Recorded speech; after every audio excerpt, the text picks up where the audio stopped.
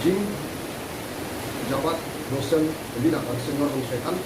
Jim memperkenalkan diri, Luna Madia, Roni Satria Saudara, STB 4325, Prodi Manajemen Pemasyarakatan kelas B. Pada saat ini akan memaparkan terkait tugas UAS di sistem peradilan pidana anak. Nah, kali ini saya akan menjelaskan peranan pemasyarakatan dalam sistem peradilan pidana anak, khususnya Balai Pemasyarakatan. Dalam sistem peradilan pidana atau criminal justice system terdapat 4 subsistem yang terdiri dari kepolisian, kejaksaan, pengadilan, dan pemasyarakatan. Nah, masing-masing dari subsistem ini memiliki peran dalam sistem peradilan pidana anak.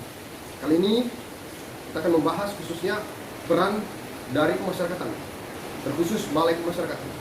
Nah, terlebih dahulu kita harus tahu pemasyarakatan itu apa. Pemasyarakatan adalah kegiatan untuk melakukan pembinaan warga binaan pemasyarakatan berdasarkan sistem kelembagaan dan tata cara pembinaan yang merupakan bagian dari sistem pemidanaan dan tata peradilan pidana. Dan sistem pemasyarakatan adalah suatu tatanan mengenai arah dan batas serta cara pembinaan warga binaan berdasarkan Pancasila yang dilaksanakan secara terpadu antara pembina yang dibina dan masyarakat untuk mewujudkan kualitas warga binaan pemasyarakatan agar menyadari kesalahan, memperbaiki diri, dan tidak mengulangi tindak pidana sehingga dapat diterima kembali oleh lingkungan masyarakat dan dapat berperan aktif dalam pembangunan dan dapat hidup secara wajar sebagai warga yang baik dan bertanggung jawab.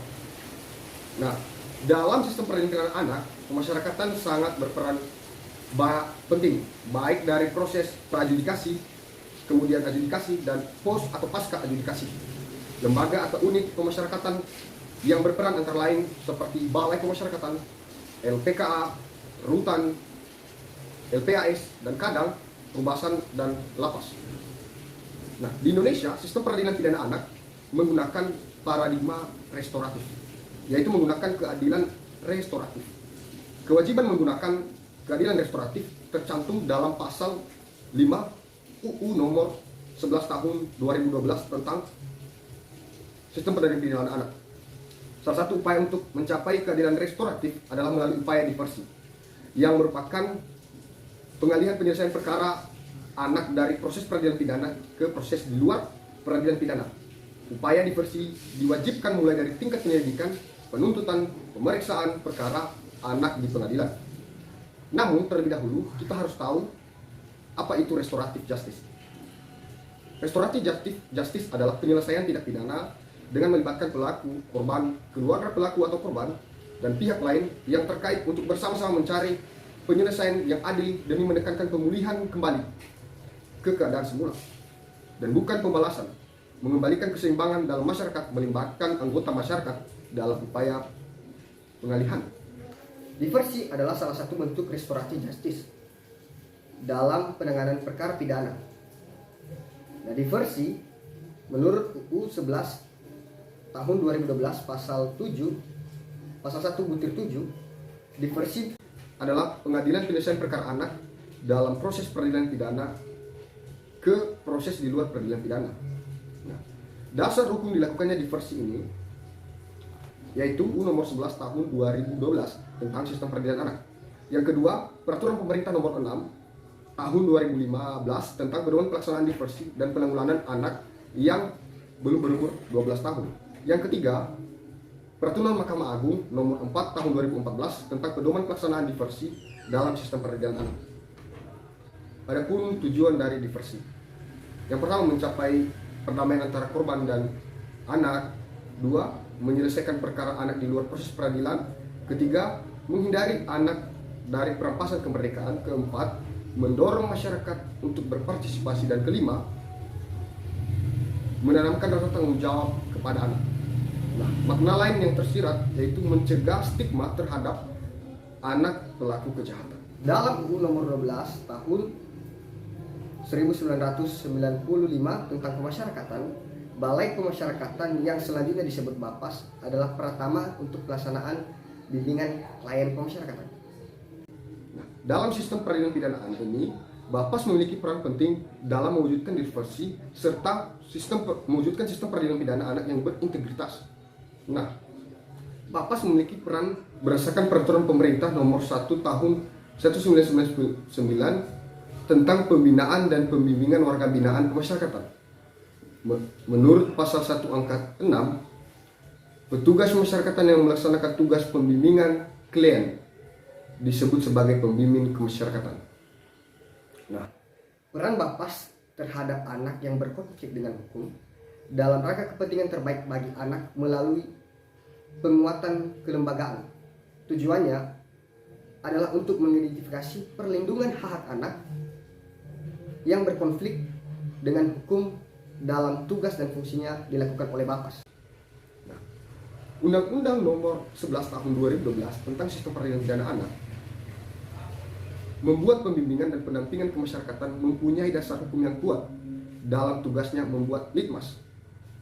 Dalam UU Nomor 11 Tahun 2012 menyatakan bahwa Bapas memiliki peran penting dalam membuat litmas bagi anak yang bermasalah dengan hukum, berhadapan dengan hukum.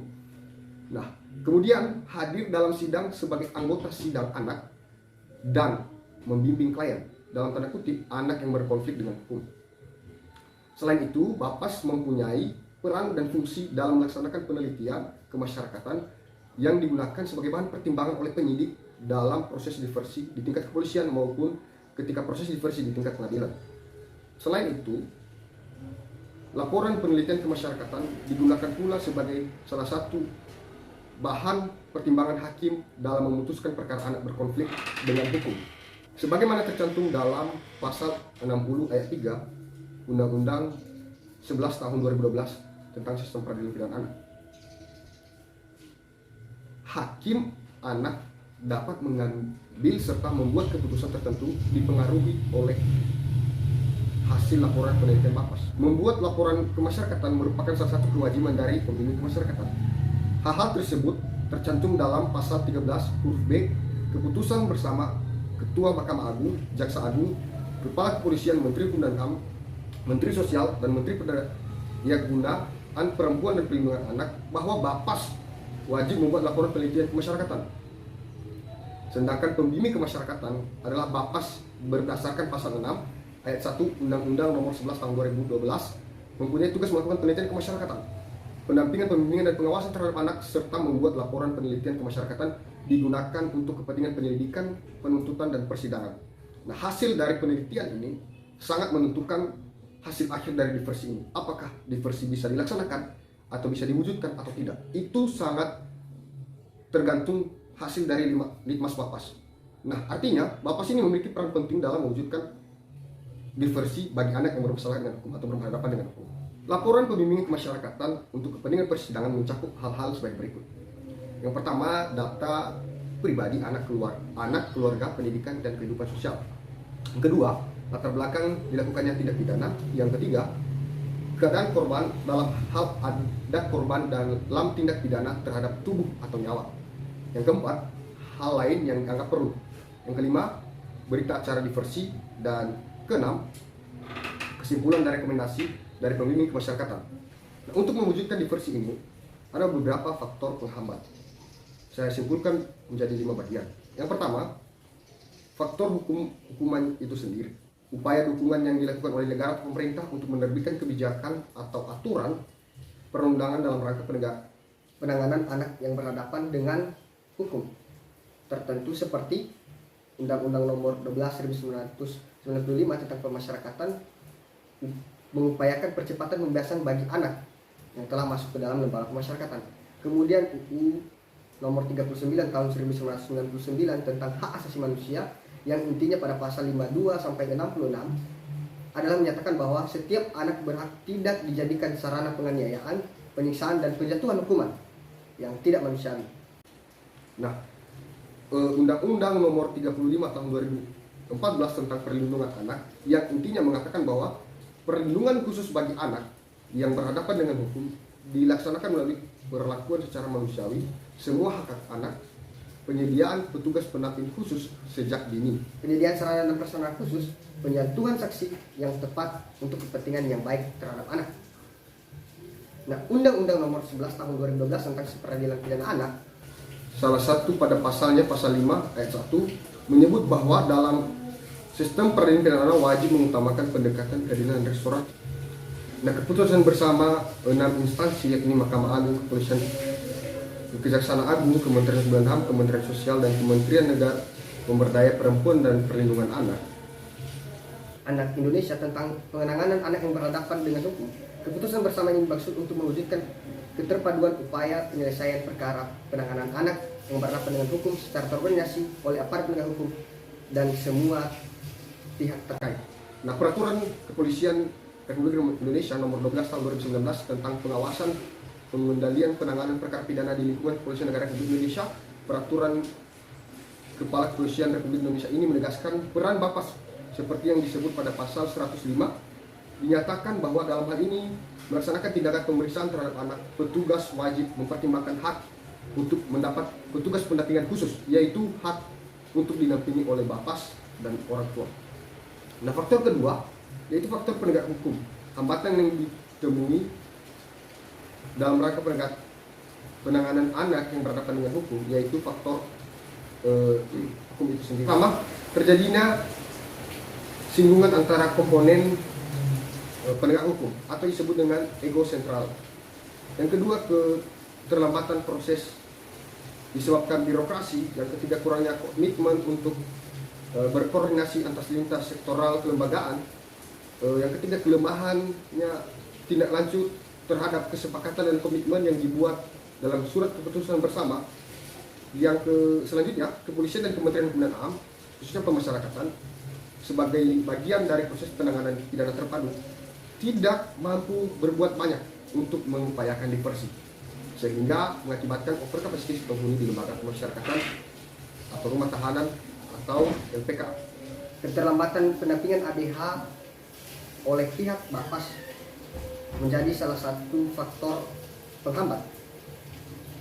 Penguatan peran Bapas berupa kerjasama antar instansi terkait guna memperkecil kesenjangan dalam formula Integrated Criminal Justice System, meningkatkan pelaksanaan pembimbingan pengawasan yang dilakukan oleh Bapas, serta memberikan akses informasi kepada kejaksaan, kepolisian, dan hakim tentang adanya rumah aman bagi anak yang berhadapan dengan hukum.